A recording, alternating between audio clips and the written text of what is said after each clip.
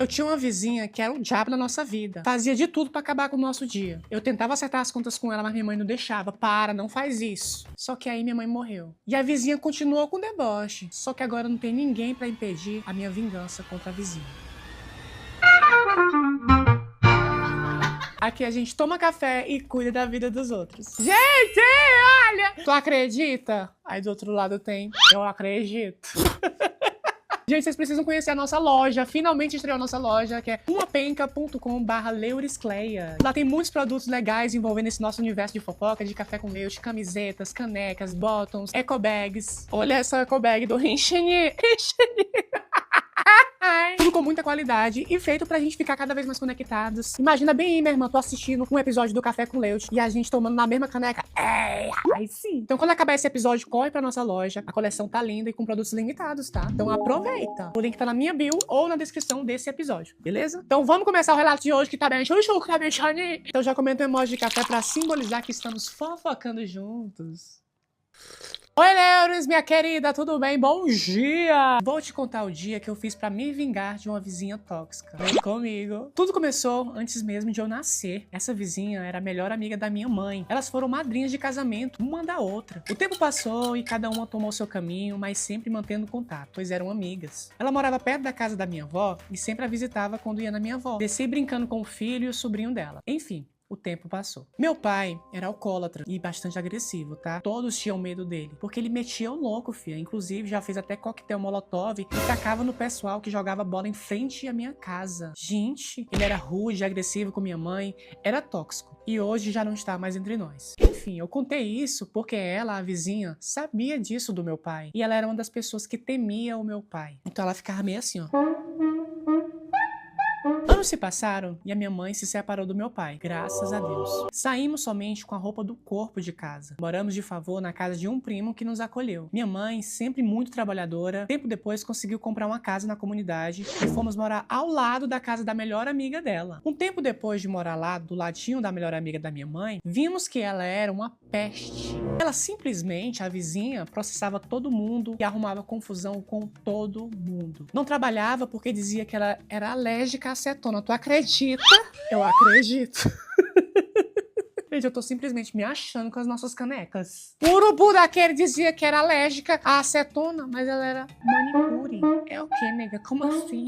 E que não podia trabalhar porque tinha que cuidar do irmão deficiente. Começamos a ver que a vizinha simplesmente vivia de processo que emitia em tudo e em todos. Essa simplesmente era a renda dela. Lembrando que nos anos 2000, o JEC, eu não sei o que é JEC, J-E-C, estava bombando. Muitos advogados ficavam ricos com pequenas causas. Hoje já não está mais assim. Então, voltando para a história, morávamos do lado da casa da vizinha. E um belo dia, a companhia de água começou a fazer a instalação dos tubos da comunidade. E um desses tubos estourou.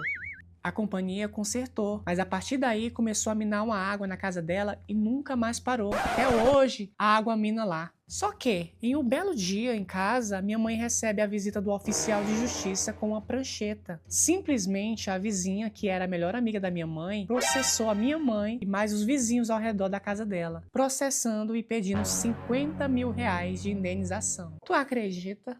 Eu acredito.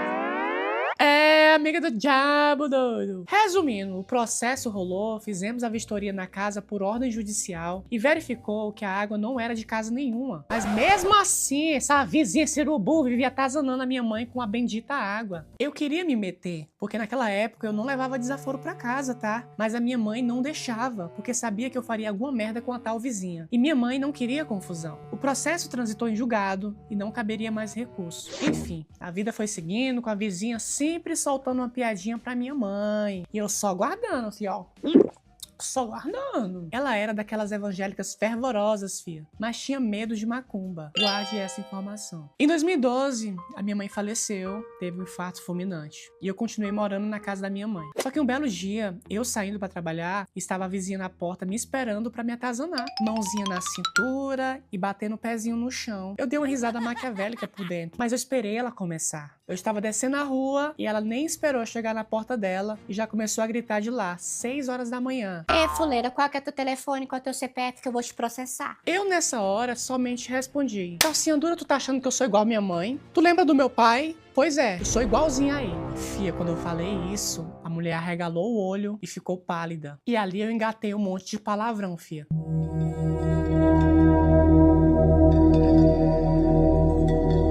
Macetei ela nos palavrões, fia. E perguntei, sabe ler? Procura meu telefone na lista telefônica. E fui embora. E ela lá parada, fia, com os olhos arregalados.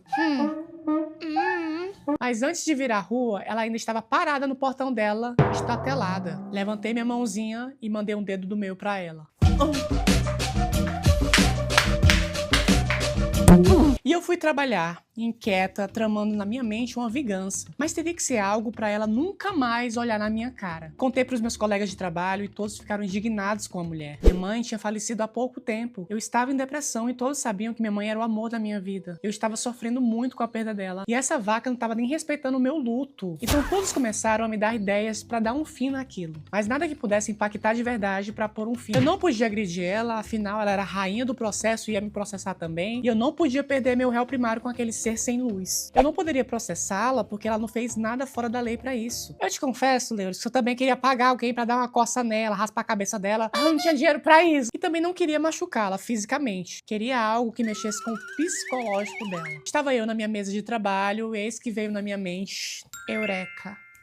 Veio uma voz do além, fia, uma voz, e disse assim, faz uma macumba pra ela.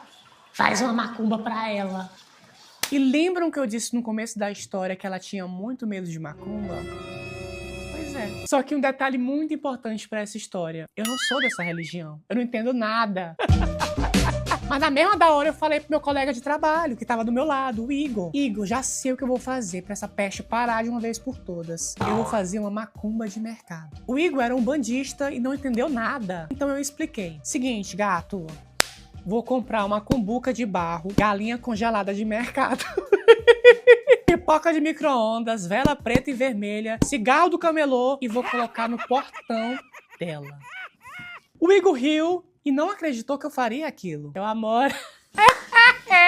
Amor, porque eu sou louca. Mas antes de fazer a macumba de mercado, ela teria que saber que foi eu, sem eu precisar contar que fui eu. Cheguei em casa naquele mesmo dia e comecei meu plano pra deixar de ser atazanada e começar a atazanar a vida dela. Todos os dias, por 2 semanas, eu colocava a música do Zeca Pagodinho bem alto, em looping, pra ela escutar. Eu vou na macumba, tô procurando uma feiticeira, fazer uma quizumba pra te derrubar. Por 2 semanas, minha trilha sonora de uma música foi só essa. Ela escutou por exatos 15 dias, sem reclamar, sem falar uma única palavra. E foi aí que eu comecei a colocar meu plano em prática. Fui na loja de macumba, comprei uma cumbuca de barro e as velas, metade preta, metade vermelha. Fui no mercado e comprei um frango congelado. E a pipoca de micro-ondas. Passei no camelô e comprei o cigarro mais barato, fia. Cheguei em casa, tirei o frango da embalagem, descongelei e sequei. Ele tinha que estar sequinho, já que não tinha pena. Fiz a pipoca e montei a cumbuquinha de barro com os ingredientes e esperei anoitecer. Anoiteceu, cortei o papel do maço de cigarro e acendi todos de uma vez só na boca do fogão. Peguei as velas e isqueiro, a cumbuca de barro, que já estava pronta, e fui para o portão da dita cuja. Eu e a minha macumba de mercado. Mulher, não tinha feitiço nenhum ali. Eu só coloquei. Se duvidar, a vela era aromática. O frango era um peru. Centralizei a macumba de mercado no meio do portão dela e acendi as velas e voltei para casa. No dia seguinte, fui trabalhar e estava lá, linda no portão da querida. E contei pra todo mundo que o plano foi executado. E ninguém acreditou, ninguém tava botando moral, todo mundo descredibilizando o meu plano da 5ª série. Mas deixei quieto. No fim de semana, eu tinha ido ao shopping e na hora que voltei, fui para o ponto de ônibus. Subi no ônibus e veio uma pessoa correndo pra pegar o mesmo ônibus. Eu já estava na roleta, olhei pra trás e quem era a pessoa? Sim, meus queridos, a vizinha. Quando essa mulher me viu, amor... Ela ficou branca, fia, pálida. Os olhos assim arregalados. Quando essa mulher me viu na roleta, se ela pudesse ter dado um duplo capado twist pra trás, ela teria dado. Simplesmente ela saiu do ônibus na velocidade da luz. O motorista não entendeu nada, mas eu entendi. Eu entendi que a minha macumba de mercado foi infalível. E até hoje, 2026, essa mulher não olha mais a minha cara. Um tempo depois, eu me mudei daquela casa. Hoje eu não moro mais em comunidade e ela continua lá com a casa que mina água. O filho dela não fala com ela. Fiquei sabendo que um dia o próprio filho jogou fezes de cachorro nela, na própria mãe. Vala? Afinal, se ela tivesse pensado só um pouquinho, iria ver que não havia nada ali. Afinal, nem pena a galinha tinha. Enfim, Leures, eu vivo a minha vida plena, nunca mais fiz macumba de mercado. Desculpa de verdade as pessoas dessa religião, desculpa a entidade, mas foi necessário e funcionou. Tive a minha paz e de quebra dei uma lição no ser humaninho sem luz.